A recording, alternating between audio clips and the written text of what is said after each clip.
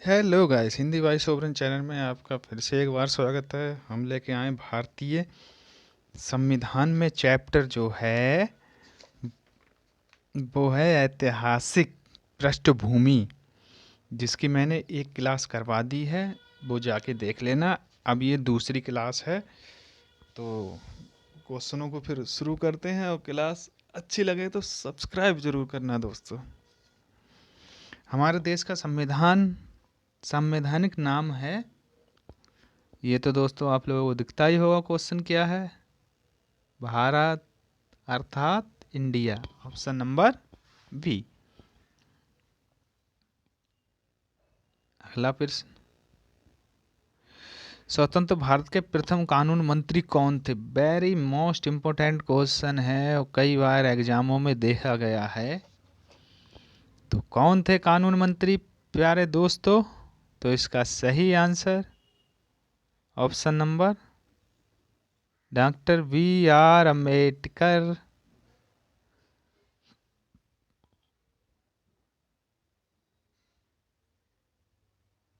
स्वतंत्र भारत के प्रथम कानून मंत्री कौन थे? तो ये थे डॉक्टर बी आर अम्बेडकर।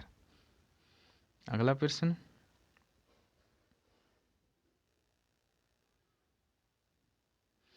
निम्नलिखित में से भारतीय संविधान के ऊपर सबसे अधिक किसका प्रभाव पड़ा?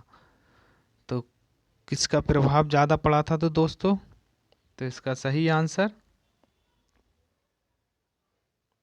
ऑप्शन नंबर भारतीय सरकार अधिनियम 1935। अगला प्रश्न,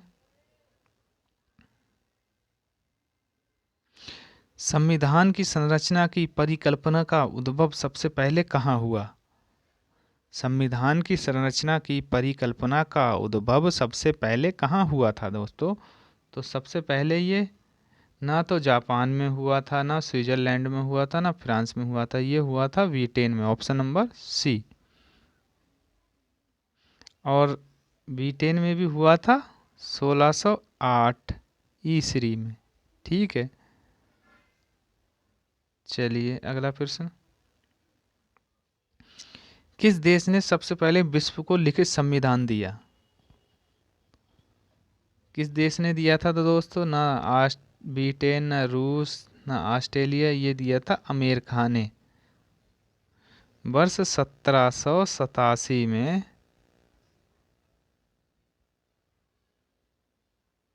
ठीक है दोस्तों, मगर प्रारंभ हुआ था ये 4 मार्च 1789 को। ठीक है प्यारे मित्रों, डेट इम्पोर्टेंट है इसकी। चलिए अगला प्रश्न, विश्व में लिखित संविधान किस देश का सबसे विस्तृत है? किस देश का है? तो वो है अपने प्यारे भारत देश का। ऑप्शन नंबर डी, जिसमें 395 अनुच्छेद हैं। अब तो लगभग अनुच्छेद लगभग 450 के एरफेर में पहुंच गए हैं दोस्तों। 12 अनुसूचियां हैं और 22 भाग हैं। वो मैं आपको कभी क्लास में करवा दूंगा। और 7 धाराएं हैं। ठीक है दोस्तों, अब तो सारी चीज़ बढ़ गई है। 7 धाराएं। ठीक, चलिए अगला प्रश्न, भारतीय संविधान का आप किस प्रकार वर्णन करेंगे? आप किस प्रकार वर्णन करेंगे विश्व के सबसे विस्तृत संविधानों में से एक? क्योंकि सबसे बड़ा संविधान जो है वो भारत का है। विश्व के सबसे विस्तृत संविधानों में से एक। Option number C. अगला प्रश्न, भारतीय संविधान की मुख्य प्रस्तावना है, यानी जो मुख्य प्रस्तावना कौन सी है? विचार, धर्म, आस्था, गलत, विचार, विश्वास, धर्म या अभिव्यक्ति। Option number B. अगला प्रश्न, सर्वोच्च न्यायालय ने किस मुकदमे में यह बनाए रखा कि प्रस्तावना संविधान का भाग नहीं है? तो कौन सी जो थी प्रस्तावना वो उसमें? बहुत ही इम्पोर्टेंट क्वेश्चन है दोस्तों ये। तो ये बेरुबारी मुकदमा। ये ऐसे क्वेश्चन ज़्यादातर यूपीएसआई में आए थे प्यारे मित्रों। चलिए अगला प्रश्न।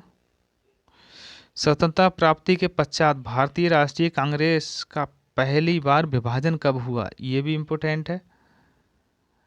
इम्पोर्टेंट अगर नहीं होता तो ये आरआरबी भोपाल जी परीक्षा 2001 में नहीं आता दोस्तों। ठीक है, इसलिए सारे ही इम्पोर्टेंट क्वेश्चन हैं। तो ये हुआ था 1969 में। ठीक है प्यारे मित्रों, चलिए अगला प्रश्न। भारतीय शासन व्यवस्था में एक प्रतिनिधि एवं लोकप्रिय घटक को समाविष्ट करने का प्रथम प्रयास किसके द्वारा किया गया? तो ये किसके द्वारा किया गया था? ना तो भारतीय परिषद एक्ट द्वारा, गलत। भारतीय परिषद एक्ट 1909, गलत। भारतीय परिषद एक्ट 1892, गलत। इसका सही आंसर होगा भारतीय परिषद एक्ट 1861। और ये अभी यूपीएसआई में क्वेश्चन आया है ये दोस्तों। चलिए अगला प्रश्न।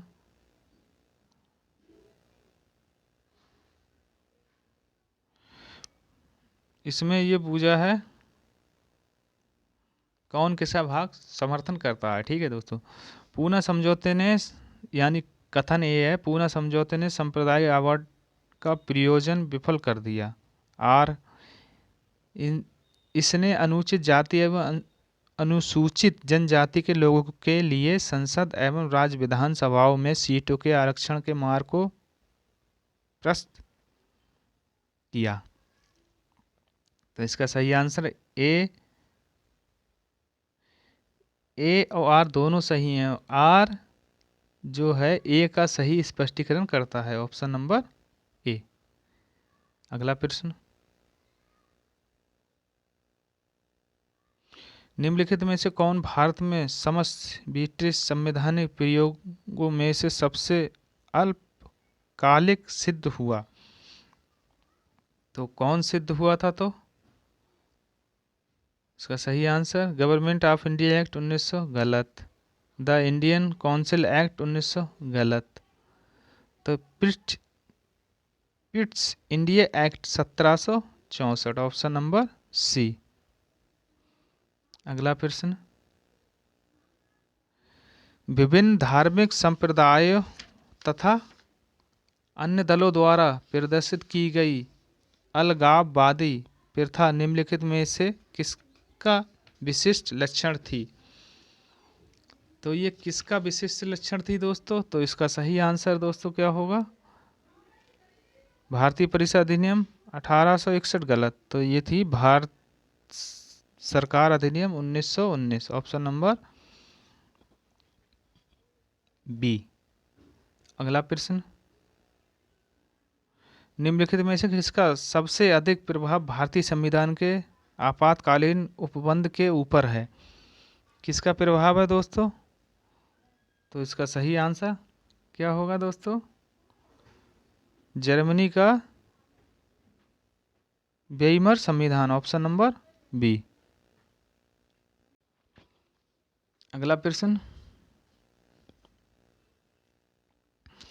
आनुपातिक प्रतिनिधित्व ऐसे देश के लिए आवश्यक नहीं है जहां क्या नहीं है दोस्तों? आरक्षित निर्वाचन क्षेत्र नहीं है, गलत। दो पार्टी सिद्धांत विकसित नहीं है, गलत। राष्ट्रपतिक प्रणाली संसदीय प्रणाली का संयोजन, गलत। इनमें से कोई नहीं, ऑप्शन नंबर डी। चलिए अगला प्रश्न। संविधान की प्रारूप समिति के समक्ष प्रस्तावना को किसने प्रस्तावित किया था? संविधान की प्रारूप समिति के समक्ष प्रस्तावना को किसने प्रस्तावित किया था? तो ये किया था जवाहरलाल नेहरू ने। ठीक है दोस्तों, ये किया था 9 दिसंबर 1946 में। ठीक है दोस्तों, और 13 दिसंबर 1940 को जवाहरलाल नेहरू ने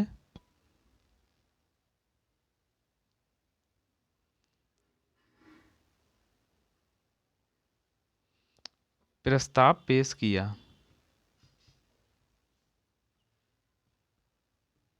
ठीक है प्यारे मित्रों, चलिए अगला प्रश्न। निम्नलिखित में से संविधान का कौन सा एकात्मक लक्षण है? तो कौन सा लक्षण है दोस्तों? राष्ट्रपति किसी भी राज्य का शासन अपने अधिकार में ले सकता है यदि संवैधानिक मशीनरी ठप पड़ गई हो। सही है। एकल संगठित न्यायपालिका सही है। राष्ट्रपति आपातकालीन घोषणा सही है। यानी उपरोक्त में से सभी। Option number D. अगला प्रश्न। प्रस्तावना में उपयोग किए गए शब्द समाजवाद और धर्मनिरपेक्ष, ये कौन से संशोधन द्वारा लिए गए हैं? ये तो बहुत ही इम्पोर्टेंट क्वेश्चन है दोस्तों।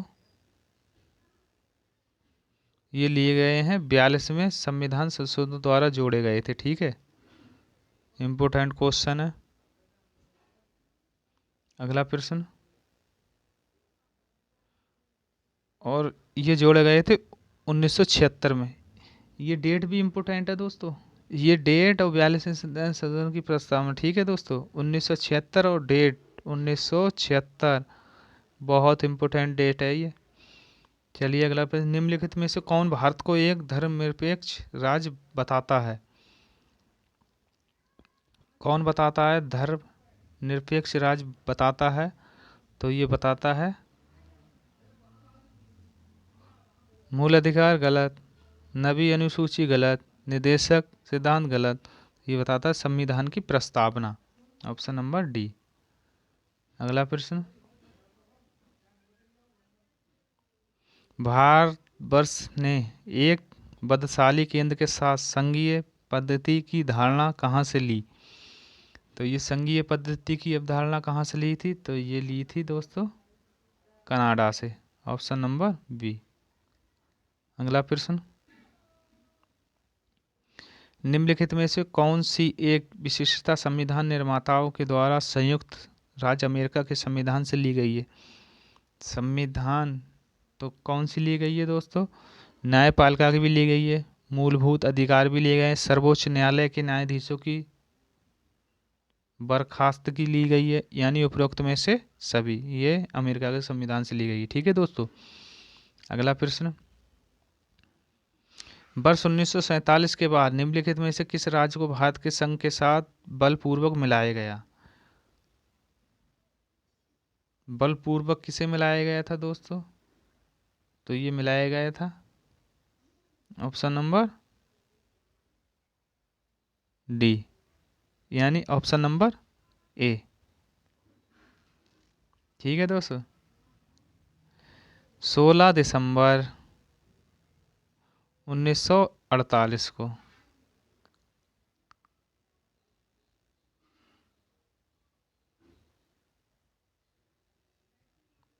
1948 को मिलाया गया था। ठीक है दोस्तों,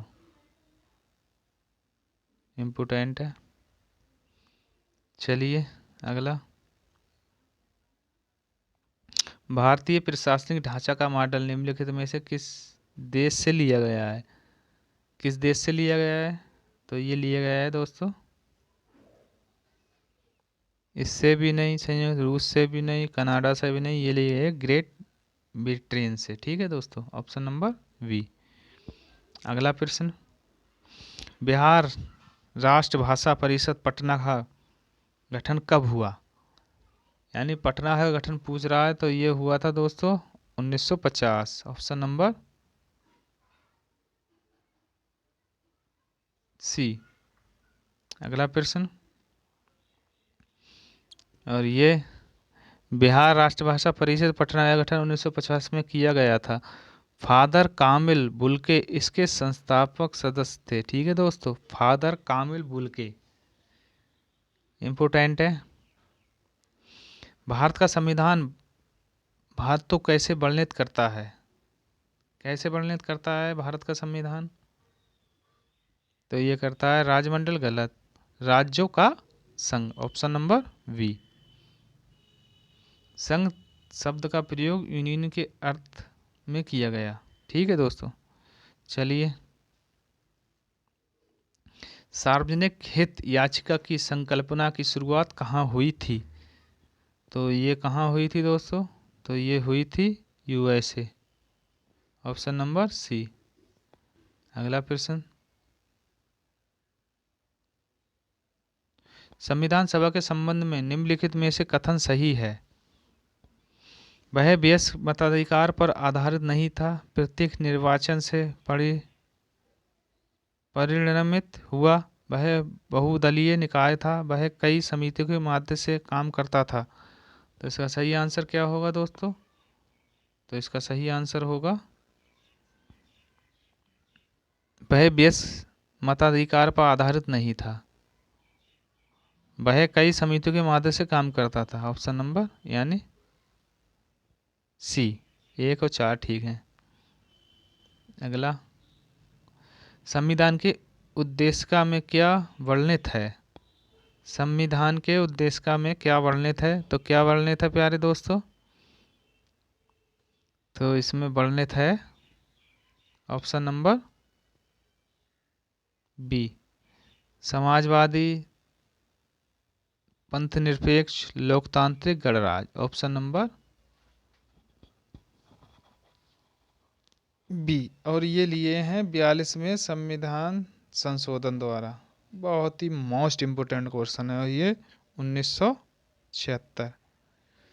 ठीक है दोस्तों। दोस्तों क्लास कैसी लगी हो कमेंट्स में बताना। अब दोस्तों यार सब्सक्राइब बढ़वाओ यार।